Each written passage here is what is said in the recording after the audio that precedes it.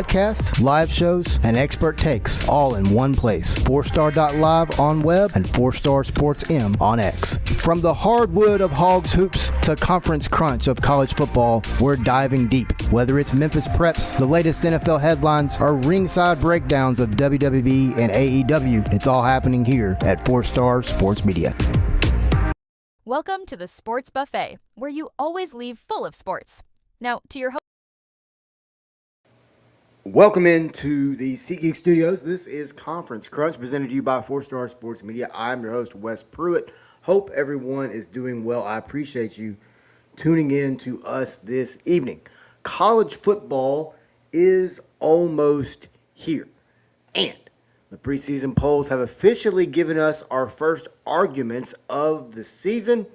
Ohio State's number 1. Oregon sits at number 2. Georgia is right there at number 3.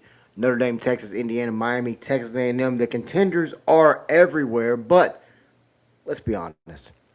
Preseason polls are not predictions. They are conversation starters. So they tell us who has the pressure, who is receiving the benefit of the doubt, and who is also living off last season's reputation. Today, tonight, however you want to word it, we're going to not just read into and give the top 25, but we're also going to tell you which teams deserve their rankings, which teams are living off their logo, and why a top 10 team could be staring at a November or possibly December without a number next to its name. Plus, later in the show, we'll give you 2 teams outside of the preseason poll that could be playing their way into the national conversation, and the new coaches who could change the sport immediately. Stay with us because we are saving our boldest preseason calls for the middle of this show. Drop your national champion prediction in the comments. Who's overrated, who is underrated, and who is the team you believe is going to shock the country. Let's crunch it. So we're going to start with the AP and coaches polls. Who did the pollsters get right? Let's start with the sport. Let's start with the sport starts every single year. Every August is the preseason top 25. The AP poll has Ohio State number 1, Oregon 2. Ohio State is the obvious place to begin. The Buckeyes received 40 first-place votes in the AP poll. That's respect. But being preseason number 1 comes with a price. Every opponent sees you as the biggest opportunity for them. Every week, every road game, every slow start, people are going to start asking whether Ohio State is actually the team, the best team in the country, or simply the team that has the most votes coming into the season. You got Oregon at number 2, and it's very interesting. The Ducks have gone from being a program everyone says is coming to be a program. Everyone expects to arrive, but Oregon is not hunting respect anymore. Oregon is supposed to compete for the Big Ten and the national championship. And you look at Dan Lanning and the Ducks, they're a team that has a lot of intrigue entering 2026. And the 2 teams I just mentioned, Ohio State and Oregon, could be potentially on a collision course for a Big Ten championship. Georgia comes in at number 3, and they may be the most dangerous team in the country from a motivational standpoint. When you are used to being the standard, being ranked 3rd kind of feels like somebody forgot who you are. Kirby Smart has the roster, he has the recruiting base, he has the infrastructure. If Georgia can play with a little edge in 2026, look out. The Bulldogs are a team to look out for. Then you've got Notre Dame and Texas. The AP likes Notre Dame at number 4 and Texas at number 5. The coaches poll flips it. And that's the classic ceiling versus certainty debate. Texas has the roster and the talent profile that can make you believe it can win the entire thing. Notre Dame has the kind of profile that makes you think they can get back to where they just were and compete for another national championship. My question is, which one belongs higher? And that's a fair argument. And also, you can't sleep on Indiana. Indiana comes in at number 6. The Hoosiers went 16-0 last year, won the national championship, as we know, yet they start behind 5 other teams. That makes Indiana one of the best stories in the sport. Now, I understand some people may be getting tired of the Indiana story already, but the defending champions are trying to prove that they belong at the very top. And until they are defeated, I think they will sit there. One more thing before we get into more of this. Look at the SEC inventory. You've got Georgia, Texas, Ole Miss, Oklahoma, LSU, Alabama, Tennessee, and Missouri all ranked. Now, you can be a genuinely good football team in this league and come out with 3 or potentially 4 losses. That is how forgiving how unforgiving this new 9-game schedule is going to be for the Southeastern Conference. And if you're just joining us, appreciate you tuning in. But Ohio State's preseason number 1. And we're going to look into the rankings, and we're going to look into some teams that may be ranked right now, may not be ranked by the end of the year. Conference Crunch is brought to you by Athletic Brewing Company. If you're looking for, whether you're watching a game on Saturday, whether you're driving home after the game, recording content like me late at night, or just looking for a great tasting non-alcoholic option, Athletic Brewing Company has you covered. Use promo code 4Star Sports Media for 20% off your first brew order. Again, that is 4Star Sports Media for 20% off your first Athletic Brewing order. Athletic Brewing, great taste, no compromise, less headache. All right, welcome back to Conference Crunch inside the SeatGeek Studios. We talked about the teams that the voters love. Now it's time to talk about the teams that could make voters regret it. Here's the rule.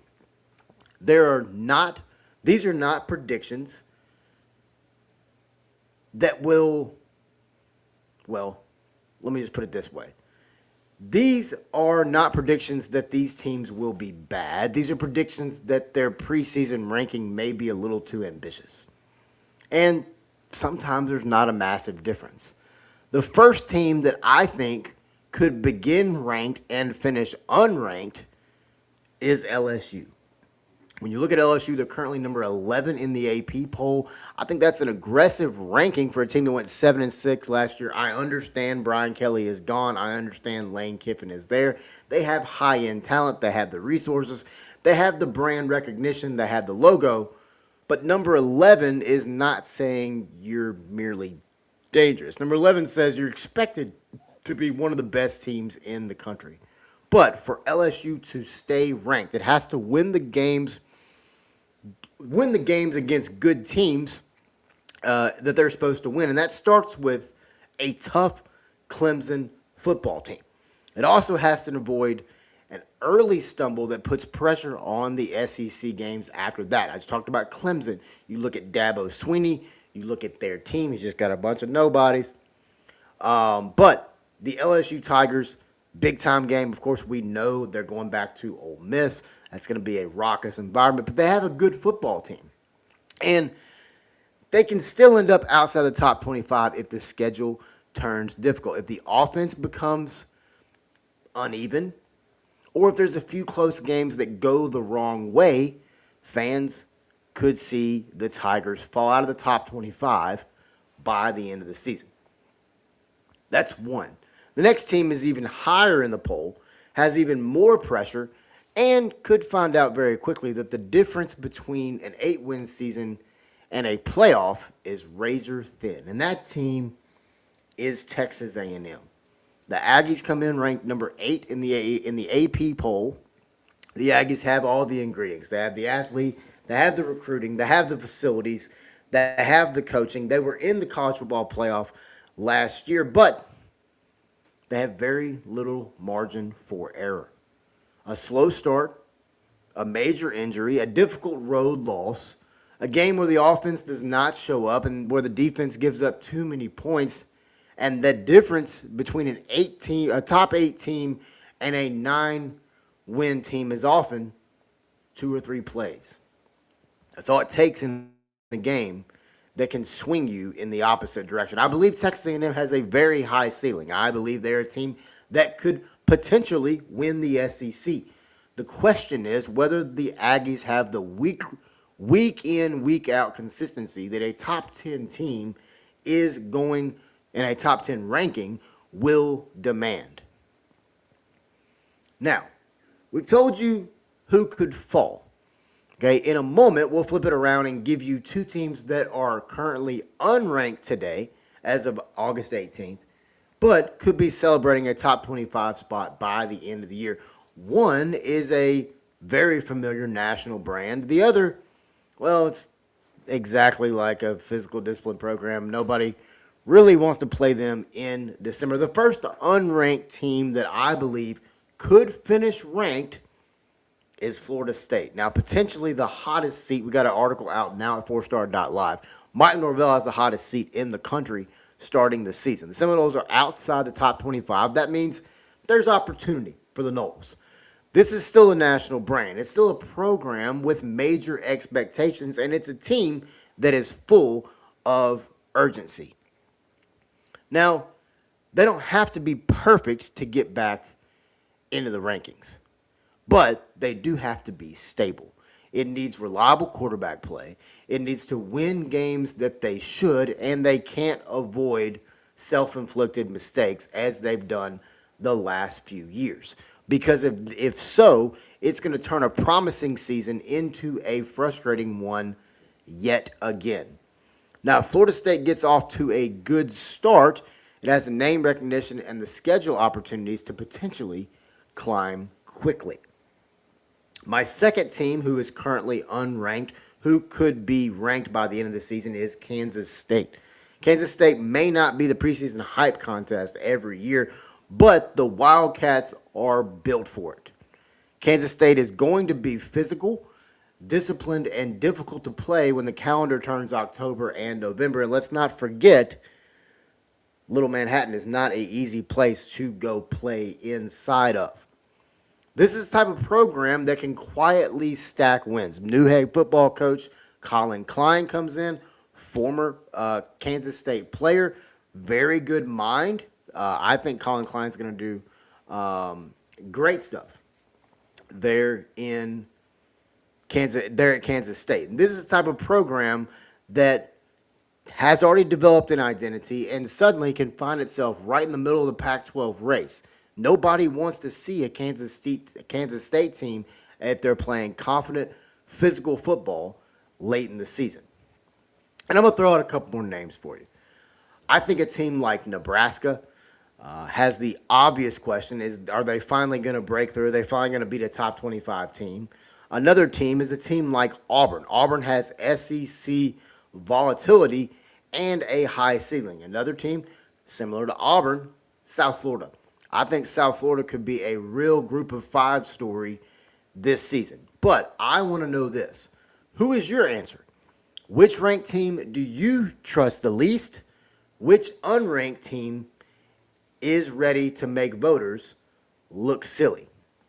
We've gone after the rankings, and we have our own kind of rise and fall calls. Now we turn to the coaches as we take a look at what coaches are about, what new coaches are coming in, and what kind of change and impact they can make on their team. Don't forget, we're coming to you live from the SeatGeek Studios, and football season means it's time to get you in the building. Whether you're looking for a college football ticket, NFL games, concerts, basketball, or an event of any kind, SeatGeek helps you find the right seat in your budget. Use promo code 4Star Sports Media for $20 off your first ticket purchase of $50 or more. Once again, that's 4Star Sports Media for $20 off your first $50 or more SeatGeek purchase. SeatGeek, right seat, right price. All right, welcome back to Conference Crunch. We talked about the rankings. We've named some teams that could rise and fall. Now, let's talk about the men who are taking over new programs and trying to change their fortunes immediately. There are 34 new FBS head football coaches this season. This is not just a normal coaching carousel. That's a massive number of programs trying to establish new leadership, new systems, and new expectations all at once. Later, we're going to close with 4 things that that have us most excited about the season. But first, Lane Kiffin at LSU, James Franklin at Virginia Tech, and Matt Campbell at Penn State really stand out to us. But the question is, who has the best job, who has the most pressure, and also who has the shortest runway? Let's start with Lane Kiffin at LSU. As we learned with Brian Kelly, LSU is not a patient job. You do not take that job to slowly build towards bowl eligibility, to slowly build towards the potential of getting into the college football playoff. You can't do that in Baton Rouge. Lane Kiffin has athletes. He will have resources. He has a recruiting base, and he's already proven he can get players in. The key question is whether Kiffin can actually turn that situation into an immediate contender, or whether the changes will come and new staff, it's going to take a little longer than people want. That's a big question. Is this a CFP or bust situation and story in Baton Rouge? I believe it is. I believe if LSU does not make the college football playoff, it is a bust. It's one of the reasons I have them as a team that could potentially be outside the top 25 by the time the season ends. Then there's James Franklin at Virginia Tech. Virginia Tech is one of those jobs where the ceiling may be higher than people remember. There's tradition there. There is loyal fan support there. There is strong regional identity that the Hokies need to reclaim. You look at seasons past, you look at Virginia, Tony Elliott, they have really climbed a lot in the ACC. You saw Wake Forest have a great season last year under Jake Deggert, first season under him for the Demon Deacons. And Franklin knows how to recruit. He knows how to build a staff. He understands what national level football requires. And if he can get the Hokies recruiting not only at a regional and high level, but playing with that same edge that really defined the program when it was at its highest. This could be a very, very intriguing rebuild for James Franklin and the Hokies. And when you talk about another intriguing rebuild, you got to look at Matt Campbell at Penn State. Another Big Ten team. He spent 10 years building Iowa State into a respectable program, and now he inherits potentially one of the biggest jobs. It is one of the biggest jobs in all of college football. Penn State is not a developmental project. The expectation is to recruit nationally, compete for a Big Ten championship, and make the college football playoff repetitively. Penn State has the talent. All these teams I'm talking about has the resources. Penn State has a fan base that is insane. But Campbell has proven he can build a program. The question now is whether he can win at the championship expectation level. And one thing that I want everyone to remember is that a fast rebuild is not always about winning a championship in year one. Sometimes it's about changing the feeling around the program, recruiting better, playing with a clear identity, and making people believe that the future not only has changed, but has brighter days. And if I'm ranking the immediate pressure, I put LSU first, I put Penn State second, and then I put Virginia Tech third. But if I'm ranking rebuild intrigue, Virginia Tech is by far the most fascinating. So my question is this: who has the best chance to make the fastest impact? Lane Kiffin at LSU, James Franklin at Virginia Tech, Matt Campbell at Penn State, or someone else? Don't go anywhere, folks. In the final few minutes, we're putting predictions aside and telling you what actually makes 2026 must-watch college football. Let's close with what makes the 2026 season fun. First, the Ohio State Chase. The Buckeyes are currently ranked number 1. They're trying to get back to another national championship. Can a team from the Big Ten, can Ohio State specifically, can they win another 4th consecutive national championship for the Big Ten Conference? But not only are they preseason number 1, that means that every game they play becomes a national measuring stick. The question is, who can beat them? Can Oregon beat them? Can Indiana beat them? Indiana, speaking of Indiana, they're the defending national championship, 16-0 and won it all. That makes them one of the best stories in the sport. But now comes the louder challenge, proving it was not just a one-off moment. Can Indiana handle the pressure? Can they become humbled every week? Can they stay in the playoff race? Can they continue to recruit at a high level, develop players at an even higher level, and operate like a permanent national contender? Over the last 2 years, they're a team that has been one to watch. And third of what I'm looking forward to most in the 2026 season, the SEC race. And we talk about the Big Ten. I want to talk about the SEC too, because I think those two conferences have a lot of intrigue. Obviously, we talked about the 24-team playoff, 20-team playoff, 16-team playoff. Currently, we're at 12. There's a lot of conversation about could the Big Ten and the SEC potentially break off. Well, the SEC race is going to be one to watch in 2026.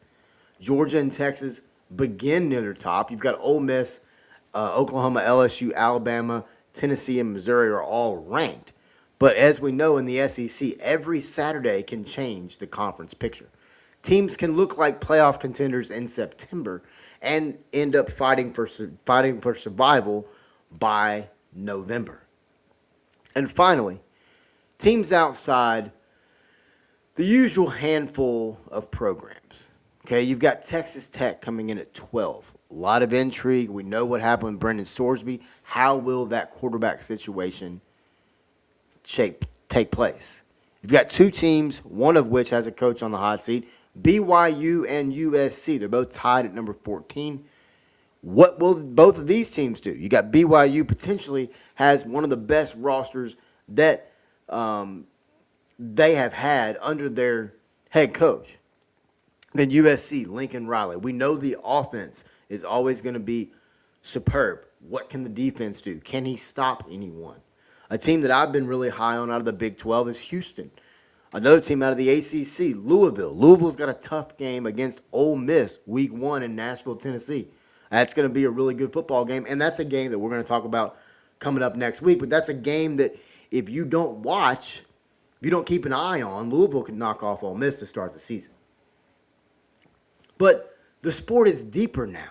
More teams have a path. More late-season games matter, and that's what a lot of people said about the college football playoff is, oh, we're going to expand it, and the regular season is not going to matter. Well, I think the opposite has happened. I think now the regular season matters even more. Week by week just matters even more. We started with the preseason polls. We end with the truth. The rankings are just the first argument. The season will settle the rest. So before I get out of here, I want you to do a few things as listeners. Drop your national champion, drop your most overrated ranked team, and your surprise top 25 pick. We want to know who you are planting your flag on before week 1, or week 0, I should say, kicks off. Once again, folks, this is Wes Pruitt, 4-Star Sports Media, and this has been Conference Crunch inside the SeatGeek Studios. Use 4-Star Sports Media promo code at Athletic Brewing Company for 20% off your first brew order. And in addition, use 4-Star Sports Media, same promo code at SeatGeek for $20 off your first ticket purchase of $50 or more. Follow us over on 4-Star Sports Media. Subscribe to the show. Leave a review. And we'll see you next time right here on the 4-Star Sports Media Network.